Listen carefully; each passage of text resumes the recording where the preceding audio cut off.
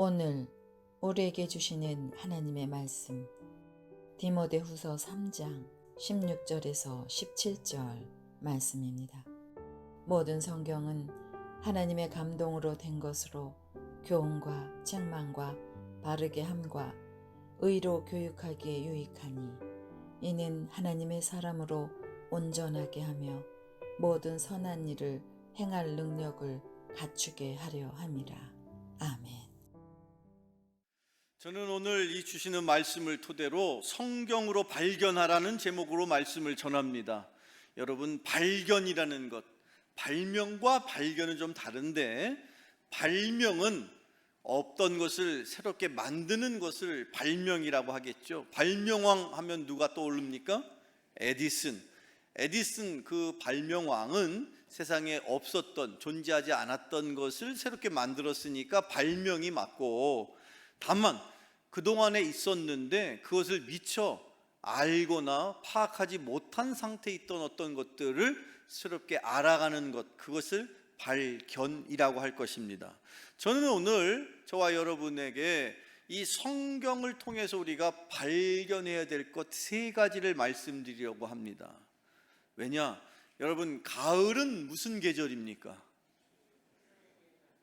여기 지금 아주 바람직한 교과서적인 대답을 하셨는데, 독서의 계절, 그런 분 계시는데, 독서의 계절 맞습니다.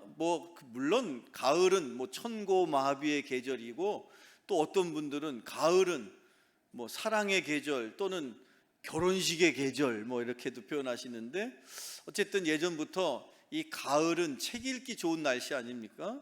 그래서 가을에는 다양한 여러 행사들 중에는 이 독서 감상문들을 썼던 기억이 저는 있습니다. 어렸을 때, 초등학교 때, 고등학교 때까지 이렇게 계속 그 학교에서 그때그때마다의 어떤 주제를 가지고 독서 감상문을 쓰도록 했었는데, 요즘도 그런지는 모르겠습니다만 요즘 들어서는 많은 세대의 많은 여러 가지 변화들 중에는 책을 잘 안 읽습니다. 그런데 감히 우리의 신앙에 이 책이, 이 성경이 갖고 있는 큰 의미가 있기 때문에 여러분들은 바라기는 앞으로는 꼭 굳이 가을이어서가 아니어도 언제든지 여러분들은 이 성경의 책, 기록된 말씀을 중심으로 신앙생활에 많은 유익이 있기를 축원합니다. 오늘 그래서 저는 여러분들에게 이 성경 말씀을 토대로 우리가 발견해야 될 몇 가지를 살펴보고자 하는데, 이 말씀을 잘 귀담아 들으셔서 이 말씀의 제목처럼 성경을 통해서 무언가를 발견할 수 있기를 주님의 이름으로 축원합니다. 먼저 이 성경을 토대로 우리가 발견해야 될 첫 번째 무엇입니까? 하나님을 발견하는 여러분 되기를 축원합니다. 하나님을 발견한다? 제가 조금 전에 발명과 발견에 대한 차이를 설명을 드렸죠. 발견이라는 건 뭡니까? 내가 지금까지 몰랐던 걸 알아가는 걸 말해요. 근데 여러분들이 지금까지 알아왔던 하나님, 그런데 사실 여러분이 알고 계시는 그 하나님은 실제로 우리가 알아야만 할 하나님에 비하면 너무도 적은 부분인 거예요. 사실은 알면 알수록, 하나님을 더 깊이 알면 알수록 하나님의 은혜를 나누고 누리고 하나님을 의지할 수 있는데, 하나님을 내가 모르기 때문에 때로는 하나님을 내가 의심하기도 하고 하나님을 내가 의지하지 못한다 한다면, 바라기는 이 독서의 계절 가을에 이 말씀, 즉 성경책을 토대로 하나님을 더 깊이 알아갈 수 있는 여러분 되기를 축원합니다. 성경 말씀에 요한복음 1장 1절을 읽어보겠습니다. 같이 읽어보죠. 시작. 태초에 말씀이 계시니라. 이 말씀이 하나님과 함께 계셨으니 이 말씀은 곧 하나님이시니라. 아멘. 저를 따라서 이렇게 선포하시죠. 말씀은 곧 하나님이시니라. 믿으십니까? 다시 한번, 말씀은 곧 하나님이시니라. 그렇습니다, 여러분. 말씀이신 하나님, 우리에게 가르쳐 주시기를 나는 말씀이야. 저와 여러분이 믿는 하나님은 말씀이신 거예요. 여러분, 하나님을 알고 싶으신다면, 하나님을 알기를 원하는 사람이라면 무엇을 통해서 하나님을 알 수 있느냐?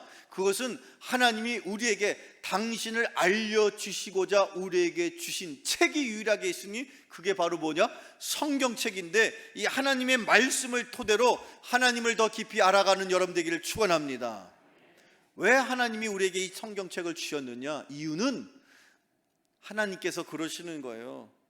내가 이런 마음 저런 마음, 나는 이런 저런 내 계획이 이렇고 저렇고를 너에게 내가 알려주고 싶다.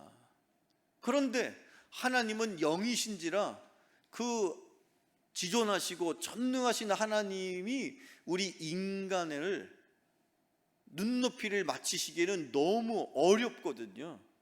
그러다 보니 하나님께서 인간의 수준으로 하나님을 드러내 알려주시기 위해서 기록된 글을 통해서 내가 이런 마음이야 라는 걸 우리에게 가르쳐 주신다는 거예요. 지금도 저와 여러분을 향하여 하나님은 이 말씀을 토대로 하나님이 어떤 분이신 것을 알려주고 계시니 이 말씀을 토대로 하나님을 하나하나 발견하는 여러분 되기를 축원합니다. 말씀을 토대로 하나님이 전능하신 분이고 하나님이 모든 것을 아시는 분이고 하나님이 이 세상을 통치하시고 하나님이 나를 다스리시고 내 인생의 주인이 되어주시는 그 하나님이신 것을 믿으시기를 축원합니다. 그 사실을 무엇으로 알 수 있느냐? 말씀을 접하시고 말씀을 사모하시고 말씀을 토대로 하나님을 알아가는 여러분 되기를 축원합니다. 막연하게 내 느낌과 내 생각과 내 경험만으로 하나님이 이런 분이야 저런 분이야 판단하고 제한하지 마시고 하나님이 어떤 분이신지 그 하나님을 말씀을 토대로 실감할 수 있는 여러분 되시기를 축원합니다. 그 하나님이 우리에게 당신을 알려주시는 유일한 방법이 바로 기록된 말씀이기 때문이에요.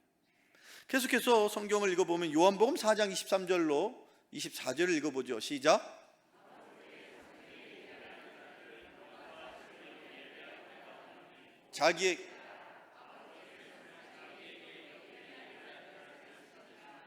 하나님은 영이시니 예배하는 자가 영과 진리로 예배할지니라. 아멘. 하나님은 영이십니다. 믿으십니까? 그 영이신 하나님께서 우리의 예배를 받기를 원하셔서 우리 가운데 이 예배를 이끌어 가시도록 보내주신 분이 누구이십니까? 우리의 심령 속에, 저와 여러분의 심령 속에 영원토록 머물고 함께 하시는 누구이십니까? 성령님이십니다. 이 예배를 성령께서 주관하시도록 하셨습니다. 왜 그럴까요? 이 예배가 그렇게 중요한 거기 때문에 그냥 인간의 손에게 맡기지를 않고 하나님이 각자의 사람의 마음속에 성령님을 보내셔서 성령을 통해서 우리가 성령 충만해지고 우리가 성령의 사람이 되어서 성령에 사로잡혀서 성령을 통해서 올려드리는 예배, 성령을 통해서 올려드리는 찬양과 기도를 하나님께서 받으시는 겁니다. 그래서 이 예배는 하나님께서 마지막 때에 예배하는 자를 찾으신다고 할 때에 그 예배하는 자는 무엇과 무엇으로 예배해야 되느냐? 영과 진리로. 여기서 말하는 영은 성령님을 말하는 것인데 여러분이 영의 사람이 되시기를 축원합니다. 성령에 사로잡힌 사람 되시기를 축원합니다. 성령 충만하게 예배 드릴 때에 그 예배를 주님께서 받으신다라고 마지막 때에 예수님이 우리에게 가르쳐 주셨습니다. 마지막 때에 하나님께 예배하는 자는 영과 진리로 예배할 때가 온다. 그런 예배만을 하나님이 받으신다. 그 예배를 돕기 위해서 우리 가운데 성령을 보내시는 거예요. 인간이 아무리 애쓰고 힘써서 어마어마한 음악으로 찬양을 한다고 한들 그 음악을, 그 찬양을 올리는 사람이 성령의 사람이 되지 않고서는 그의 울리는 소리는 꽹과리에 불과하고 절대로 하나님이 받으실 수가 없으나 반대로 성령이 충만한 사람은 심지어 손뼉으로 박수를 치면서 찬양을 할지라도 성령께서 그 마음을 주관하시기 때문에 그 찬양으로 하나님은 영광을 받으신 줄로 믿으시기를 축원합니다. 우리가 드리는 이 예배가 은혜로운 것은 우리 안에 성령께서 계시고 성령을 통해서 우리가 올리는 찬양과 기도를 하나님이 받으실 때에 성령을 통해서 하나님의 음성을 우리가 받을 때에 은혜가 되는 것인 줄로 믿습니다. 그래서 예수님은 마지막 때에 예배하는 자를 찾으시더라도 그 예배는 영과 진리로 예배드려야 된다. 성령 충만하시기를 축원합니다. 말씀 충만하시기를 축원합니다. 말씀을 중심으로 예배를 드리는 거예요. 설교 중에 세상적인 이런 얘기 저런 얘기 물론 흥미롭게 말씀 중간중간에 필요에 따라 할 수 있죠. 그러나 그럼에도 불구하고 말씀이신 하나님께서 이 순간에 우리 가운데 성령을 통해서 말씀을 통해서 우리에게 은혜 주시는 것입니다. 말씀을 통해서 여러분에게 생명의 양식이 전해지는 것을 믿으십니까? 그래서 마지막 때는요, 영과 진리로, 진리가 뭡니까? 예수님께서 내가 곧 길이요 진리요 생명이다. 근데 예수님은 태초부터 하나님과 함께 계셨고 이 땅 가운데 육신을 임하셨던 말씀이신 분이시거든요. 그러니 이 예배가 성령 중심의 예배가 될 줄로 믿습니다. 이 예배를 성령께서 주관하시도록 우리가 성령의 사람이 되었을 때에 이 예배가 하나님이 받으시는 예배가 됨을 믿습니다. 그렇게 예배 드리는 자를 찾으시고 그렇게 예배 드리는 교회를 하나님께서 친히 부흥케 하심을 믿습니다. 이 교회가 무엇으로 부흥할 수 있습니까? 이 교회가 무엇을 통해서 하나님의 영광을 드릴 수 있습니까? 오로지 하나님께서는 이 교회의 한 가지의 모습, 예배를 통해서 은혜를 우리에게 주시는 것이고 또한 예배를 통해서 하나님이 영광을 받으시는 줄로 믿으시기를 축원합니다. 그래서 예수님이 말씀하시기를 마지막 때에는 아무나 예배하도록 하지 않으시고 먼저 성령을 보내시고 성령에 사로잡힌 사람들을 부르셔서 그 사람들이 찬양하도록, 그 사람들이 기도하도록, 그 사람을 통해서 말씀이 증거되도록 성령을 우리에게 보내주신 것입니다. 성령께서 여러분 심령 속에서 여러분의 생각과 여러분의 판단을 주장하실 때에 이 강단에서 선포되는 말씀의 은혜가 여러분에게 있기를 축원합니다.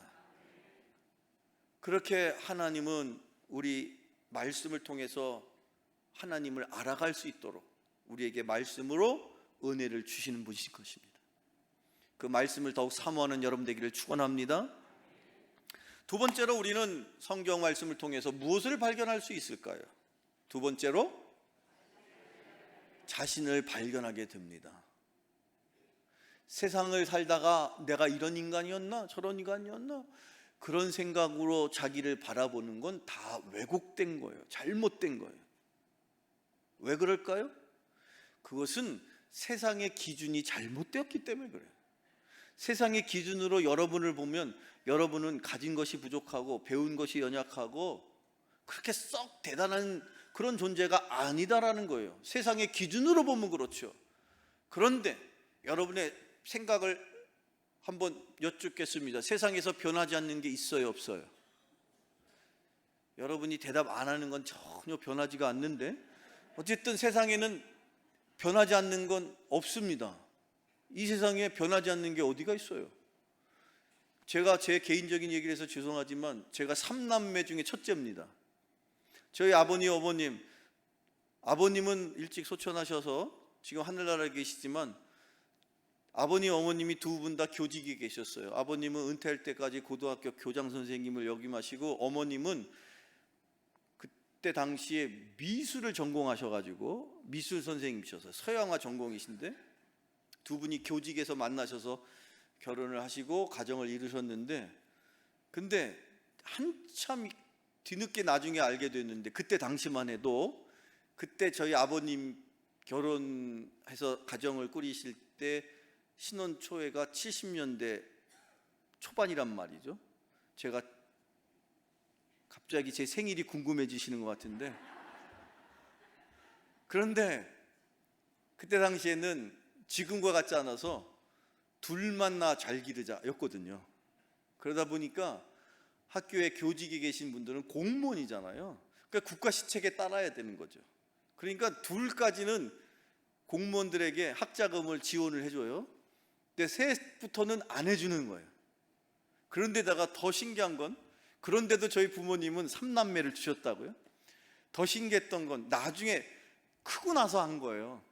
어떻게 된 게 제 생일이 여름입니다. 제 밑에 여동생이 있는데 바로 여동생의 생일은 겨울입니다. 그리고 제 막내 동생의 생일은 언제일까요? 봄입니다. 그 나중에 알았어요.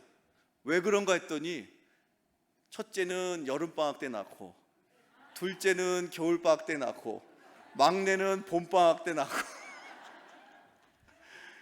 그때만 해도 지금처럼 뭐 육아휴직이 있습니까? 그런 게 안 되는 시대니까 그걸 감안해서 가족 계획을 하셨는데 기가 막히게 그렇게 여름 태어나고 겨울 태어나고 봄 태어나고 이래서 저는 여름방학 때, 우리 여동생은 겨울방학 때, 막내는 봄방학 때 생일이에요. 그런데 지금은 어때요? 반대죠. 완전히 바뀌었죠. 예전에는 두 자녀까지만 지원을 해줬는데 지금 이 시대는요, 둘까지는 기본인 거고 셋부터 더 지원을 해준다는 거예요. 세상이 거꾸로, 완전히 거꾸로 가는 세상이 되었습니다. 완전히 바뀌었습니다. 불과 몇십 년 사이에 세상이 금과 옥조라고 생각했던 기준은 바뀐다는 거예요. 그 바뀌는 세상 속에서도 바뀌지 않는 변함없는 기준이 무엇이냐? 바로 말씀인 것입니다. 여러분의 인생의 행복의 기준이 무엇이냐? 말씀에 있습니다. 그래서 내가 어떤 삶을 살아야 하고 내가 어떤 존재인지를 내가 알려면, 세상의 기준으로 나를 비춰보면 나는 한없이 부족하고 연약한 존재이지만 이 세상의 변함없는 기준인 말씀을 기준으로 보면 나는 어떤 존재입니까? 천하보다 귀한 존재인 것입니다. 나는 어떤 존재입니까? 나의 죄를 위해서 예수님을 보내시고 피 흘려 돌아가심으로 내 모든 죄를 용서해 주신 천하보다 귀한 존재인 것을 믿으시길 축원합니다.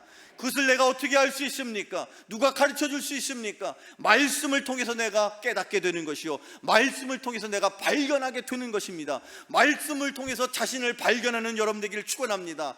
말씀을 통해서 발견한 내 모습이야말로 진실된 나의 참 모습인 것입니다. 세상의 기준으로 바라보지 말고 하나님의 기준, 변함없는 기준, 말씀의 기준으로 나를 바라보시기를 원하신다면 말씀을 사모하세요. 말씀 속에 나의 모습을 발견하세요. 내가 어떤 존재인지, 왜 나 때문에 하나님이 나를 위해서 예수님을 보내셨는지, 그것을 나는 말씀을 통해서 발견할 수 있음을 저와 여러분은 믿어야 할 줄로 믿습니다. 성경 말씀 창세기 2장 7절을 읽어보죠. 시작. 생기를 그 코에 불어넣으시니 사람이 생명이 되니라. 아멘. 사람은 만들어진 재료로는 흙입니다. 여기 계신 분들은 다 흙이에요. 저도 흙이고, 여러분 여기에서 아무리 뭐 젊고 또는 나이 드시고 그거와 상관없이 남녀노소를 불문하고 저와 여러분은 다 만들어진 재료가 뭐라고요? 흙인 거예요. 그래서 사람은 흙에서 와서 흙으로 돌아가는 것인데, 그러나 더 중요한 것은 흙으로 만들어진 존재 가운데에서 유일하게 하나님께서 직접 그 인간의 코에 숨을 불어넣으셨어요. 그래서 저와 여러분이 어떤 존재가 되었느냐, 어떤 상태가 되었느냐? 생명 있는 영적인 존재, 생명이 되었다. 저나 여러분은 흙이면서도 신기하게 내 안에 영이 존재하는 영적인 존재입니다. 여러분 안에 영이 있음을 믿으십니까? 나라는 존재는 눈에 보이는 것만이 아니라 실은 보이지 않는 존재가 훨씬 더 중요한 거예요. 여러분 생각해 보세요. 여러분이 지금 머릿속으로 생각하는 그 생각이 눈에 보여요, 안 보여요? 여러분이 말하는, 지금 제가 이렇게 드리는, 여러분 선포하는 이 말씀이 눈에 보여요, 안 보여요? 우리 교회의 슬로건이 세상을 향한 하나님의 꿈입니다. 그걸 풀었으니까 그런데 한마디로 말하면 선교를 말하는 거예요. 세상을 향한 하나님의 꿈, 그리고 세상을 향한 하나님의 마음, 그게 전도입니다. 하나님의 마음을 품는 게 전도고 하나님의 꿈을 이루는 게 선교입니다. 그런데 이런 것들이 여러분 눈에 보이지는 않지만 있어요, 없어요? 여러분 생각이 보이진 않아도 있어요, 없어요? 생각이 목사님 저는 눈으로 보이지도 않을 뿐만 아니라 실제로 생각이 없는데요. 이렇게 앉아 계신 분들 계실지 모르겠지만 사람이 왜 생각이 없습니까? 말이라는 것도 지금 여러분 귀로만 들리는 게 아니라 말이 공중에 이 허공에서 지금 여러분에게 전해지고 있는데 이렇게 중요한 생각이라든지 말은 보이진 않지만 있는 거예요. 심지어 눈으로 보이는 것보다 보이지 않는 게 훨씬 더 중요한 것들입니다. 그런데 사람을 하나님께서 만드실 때에 흙으로 만드신 다음에 그 코에다가 하나님의 영을, 생명의 영을 불어넣으시면서 인간을 영적인 존재로 만들었다. 그 여러분들이 이 세상에 살아가는 동안에 그런 영적인 존재로서 영적인 생활, 영적인 활동, 신앙생활은 한마디로 말하면 영적인 활동이에요. 그런데 그 영적인 생명이 다 같은 생명이 아니라 어떤 사람은 그 영적인 생명이 활발하게 운동력이 있어서 다양한 영적인 활동을 통해서 하나님과 직접 교감하고 하나님과 함께 대화하고 하나님을 찬양하고 하나님의 뜻을 듣고 깨닫는 사람이 있는 반면 어떤 사람은 전혀 하나님은 하나님이고 나는 나고 그렇게 고아처럼 방황하면서 인생을 살아갑니다. 그런데 하나님께서 저와 여러분을 사랑하셔서 우리 안에 성령님을 보내주셔서 내 안에 죽어 있었던 감각, 영적인 감각을 살려주시는 거예요.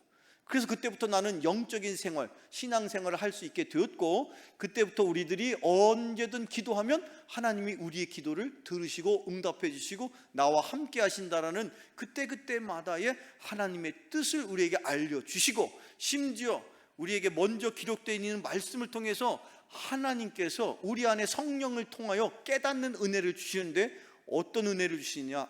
내가 이렇게 귀한 존재였구나. 내가 참으로 대단한 능력이 나에게 있었구나. 내가 기도하면 하나님이 다 듣고 계셨구나. 내가 처리 없이 방황하며 세상에서 믿지 않는 사람처럼 할 일 못할 일 다 하며 살았는데 이제는 그렇게 살면 안 되는구나. 내가 어떻게 살아야 하는지를 깨달아 알 수 있도록 말씀을 주시는 것을 믿으시길 축원합니다. 그래서 말씀을 통해서 저나 여러분은 내가 어떤 존재인지를 발견하게 되는 거예요. 그전에는 내가 어떤 사람인지 모르고 살았는데 이제 앞으로 말씀을 읽고 말씀을 묵상하고 말씀을 사모할 때마다 내가 어떻게 살아가야 할 존재인지, 내가 하나님의 아들이요 하나님의 딸이니 내가 하늘나라의 왕자요 공주처럼 살아야 되는데 내가 마치 세상의 거지처럼 먹을 거 안 먹을 거 구별을 못해서 할 일 못할 일 하고 살았다면 말씀을 통해서 자기 스스로 자신을 발견하는 여러분 되기를 축원합니다. 내가 얼마나 귀한 존재인지, 하나님이 나를 구원하시고자 당신의 독생자 아들 예수를 먼저 보내셔서 피를 흘리게 하시고 나의 모든 죄를 다 도말하셔서 나를 깨끗한 존재로, 거룩한 존재로, 귀한 존재로 그렇게 만들어 주셨으니 그것을 깨닫는 여러분 되기를 축원합니다. 그래요. 요한복음 3장 12절은 이렇게 말하고 있습니다. 같이 읽어보죠. 요한복음 3장, 요한 3장, 요한 3서 1장 2절 시작. 내 영혼이 잘됨 같이 내가 범사에 잘되고 강건하기를 내가 간구하노라. 아멘. 그래서 여러분들이 인생을 살아도 다 아시는 것처럼 순서에 따라서 하는 거예요. 순서에 따라. 모든 일이 다 그렇습니다. 심지어 제가 여러분들 아무리 이런 표현을 여기 숙녀분들 계신 데서 하는 게 좀 죄송스럽습니다만 옷을 뒤죽박죽으로 입으면 어떻게 됩니까? 지금 여러분들이 이렇게 제가 양복을 입었으니까 정갈한 모습으로 보이는데 이 겉옷을 입은 데다가 속옷을 하나 덧입으면 어떻게 됩니까? 애들 앞에 그랬더니 슈퍼맨이요 이렇게.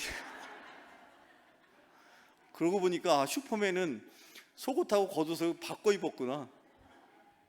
그런데 여러분 세상의 모든 일에는 다 순서가 있는 것인데 영적인 우리의 삶에도 다 순서가 있는 거예요. 여러분들이 영혼이 잘 되시기를 축원합니다. 영혼이 잘된 같이 범사가 잘 되시기를 축원합니다. 그럴 때 강건이 여러분에게 복인 줄로 믿습니다. 영혼이 엉망진창인데 건강하잖아요. 그러면 오히려 병으로 시름시름 앓아도 성령 충만한 사람보다 더 불행한 인생을 사는 거예요. 영혼이 엉망진창인데 건강하다 보니까 오히려 더 그냥 싸돌아다니면서 못된 일을 더 많이 하는 거예요. 근데 육신은 조금 빈약하고 조금은 연약할지라도 성령이 충만하니까 하나님은 그런 사람을 쓰시더라는 거죠. 그러니 여러분의 영혼이 먼저 잘 되기를 축원합니다. 그래야 범사가 잘 되고 강건할 줄로 믿습니다. 그런 은혜의 사람 되시기를 축원합니다. 끝으로 세 번째, 또 우리는 성경을 통해서 무엇을 발견할 수 있을까? 세 번째, 능력을 발견하게 됩니다. 어떤 능력일까요? 내 삶 속에 지금 이게 내 능력으로 하는 일인지 하나님의 능력으로 행하는 일인지 그것을 우리가 발견하게 되는 거예요. 그래서 이거 내 힘으로 하는 일인 줄 알고 아둥바둥 하다가 뒤늦게 이게 하나님의 능력으로 하는 일이야 라는 걸 발견하게 되면 그때부터는 다 맡기고 하나님을 의지하고 오히려 내가 아둥바둥 살면서 힘들었던 인생이 아니라 하나님의 능력으로 살아가는 형통의 복을 누리게 되는 줄로 믿습니다. 그런 인생을 살아가시기를 축원합니다. 말씀을 통해서 능력을 발견하는 여러분 되기를 축원합니다. 성경 말씀 읽어보죠. 시편 119편 50절의 말씀입니다. 시작. 주의 말씀이 나를 살리셨기 때문이니이다. 아멘. 나를 살리는 건 돈이 아닙니다. 나를 살리는 건 지식과 명예와 권력 아닙니다. 나를 살리기 위해서, 하나님이 나를 살려주시기 위해서, 내 영혼을 살려주시기 위해서 하나님의 우편에 하나님과 함께 계셨던 말씀이신 예수님을 보내신 것처럼 저와 여러분이 힘들고 어렵고 혼란과 역경과 고난 속에 있어도 하나님이 여러분의 영혼을 살리시고 여러분의 가정을 살리시고 여러분의 인생을 다시 회복시키길 원하셔서 무엇을 보내십니까? 말씀을 보내시는 거예요. 하나님이 나에게 말씀을 주셔서 내가 말씀의 능력으로 살아나게 됨을 믿으시기를 바랍니다. 말씀으로 살아나는 영혼이 되어야 그때에 물질도 나에게 유익한 것이고 건강도 나에게 유익한 것이고 권력도 마찬가지예요. 권력도 그 영혼이 먼저 잘 되어야 그게 유익한 것입니다. 제가 이번에 라오스를 가게 된 여러 가지 이유 중에는 그 라오스는 사실은 공산국가예요. 그런데 해외 자본을 유치해야 되는데 이런저런 여러 가지 형편 가운데에서 특별히 CBS 이사장으로 지금 재직하고 계시는 이사장이신 김학중 감독님 제가 모시고 가게 된 것인데 그 라오스의 국가 서열 8위 정도 되는 우리나라로 치면 문화체육 종교부 장관 정도 되는 분이 같이 이렇게 주선을 해서 그 가정에서 초청을 받아서 그 가정에서 식사를 하게 되었는데 뭐 이유는 한 가지죠. 이제 방송국을 유치하고 싶은 거예요. 그래서 그런 여러 가지 방송 인프라 뭐 이런 것들을 그렇게 하고 싶은 것인데 어쨌든 그래서 그 대단한 그 고위층의 인물을 가정을 방문하게 되었고 그 사람들하고 한 3시간에 걸쳐 대화하고 식사하고 막 이랬는데 우리 같으면 한 30분 안에 다 끝날 식사와 대화인데 그걸 3시간을 하는 거예요. 그만큼 이야기하고 싶은 거겠죠. 물론 통역이 있어야 되니까 뭐 중간에 통역을 두고 이렇게 주고받다 보니까 좀 대화가 더딜 수는 있는데 느꼈던 건 뭐냐면 그들이 살아가는 어떤 그 문화적인 또 여러 가지 상황들이 너무 그냥 아주 그냥 호화찬란한 거죠. 와, 뭐 이런 데서도 사람이 사나 싶을 정도로 어마어마한 그런 상황 속에 사는데 그냥 들어보니까 뭐 가구만 몇 억짜리를 아무리 돈이 많아도 저런 데 투자를 할 수 있을까? 그 나라에서 억이 들어가는 거면 우리나라로 치면 거의 한 10배 정도로 계산하면 대략 맞거든요. 근데 왜 저러고 사나 싶어요. 나한테 저거 주면 내가 바로 그냥 건축하는데 그냥 그 뭐 의자 하나에 무슨 뭐 5천만 원이고 무슨 그 의자가 10개만 있으면 그건 뭐 얼마입니까 도대체? 응? 그렇게 살 이유가 뭐가 있을까? 근데 보니까 그 사람들이 영혼이 공허한 거예요. 사람은 영적인 존재인데 영적인 만족이 채워지질 않으니까 세상적인 걸로 그걸 만족하려고 하는데 세상적으로 만족하려고 하니 마치 목이 마르다고 그냥 바닷물을 벌컥벌컥 마시면 당장에는 목을 채우는 것 같아도 더 갈증나고 갈증나는 거 아시죠? 그런 모습이더라고요. 얼마나 마음으로 안타깝던지. 그래서 다시 한번 여러분에게 말씀을 드리는 거예요. 여러분의 영혼이 먼저 잘 되기를 축원합니다. 그래야 범사가 잘 되고 강건하게 될 줄로 믿습니다. 인간이 왜 그렇게 살아야 되느냐? 우리가 영적인 존재인 것이요, 그 사실을 무엇으로 알 수 있느냐? 성경을 살펴보면 이미 하나님은 우리를 생명, 살아있는 영적 존재로 만드셨다는 게 창세기 기록되어 있지 않습니까? 그 밖에도 여러분과 관련된 낱낱이 기록이, 왜 내가 이렇게 살아왔는데 앞으로 어떻게 살아야 되는지에 대한 낱낱의 말씀이 말씀 속에 숨겨져 있으니 그것을 발견할 때마다 여러분의 인생이 더욱더 형통하게 될 줄로 믿습니다. 오늘의 마지막 말씀, 요한계시록 1장 3절의 말씀 같이 읽어봐요. 시작. 읽는 자와 듣는 자와 그 가운데 기록한 것을 지키는 자는 복이 있나니 때가 가까움이라. 아멘. 때가 가까움이라. 다시, 때가 가까움이라. 무슨 때가 가까웠어요? 목사님, 설교 끝날 때가 가까웠죠? 아니죠. 주님이 다시 오실 때가 가까이 왔습니다. 요한계시록에 기록되어 있기를 그 마지막 때가 다가올 때 어떤 사람이 복되다고 말하고 있죠? 이 예언의 말씀을 읽는 자, 말씀을 듣는 자, 그 가운데 기록된 것을 지키는 자, 말씀을 읽는 자 되기를 축원합니다. 말씀을 듣고 그 들려진 말씀대로 살려고 말씀을 지키며 살아가는 여러분 되기를 축원합니다. 그것이 마지막 때의 복된 길인 것입니다. 오늘 주신 이 말씀, 성경으로 하나님을 발견하시고 내가 어떤 존재인지를 발견하며 내 삶 속에 임하는 하나님의 능력을 발견하셔서 하나님의 능력이 풍성한 인생을 살아가는 저와 여러분 모두 되시기를 주님의 이름으로 축원합니다. 축원합니다. 축원합니다. 기도하겠습니다. 사랑과 은혜가 풍성하신 하나님 아버지, 성경의 말씀이 그저 오래전에 쓰여진 책이 아니라 오늘 우리에게 주시는 하나님의 말씀임을 믿습니다. 성경을 통하여 하나님과 자기 자신을 발견할 수 있기를 원합니다. 그리하여 주님의 무한하신 능력이 우리들의 삶 속에 풍성하게 임하여 세상에서 능력 있게 살아가는 저희들이 되게 하여 주시옵소서. 예수 그리스도의 이름으로 기도하옵나이다.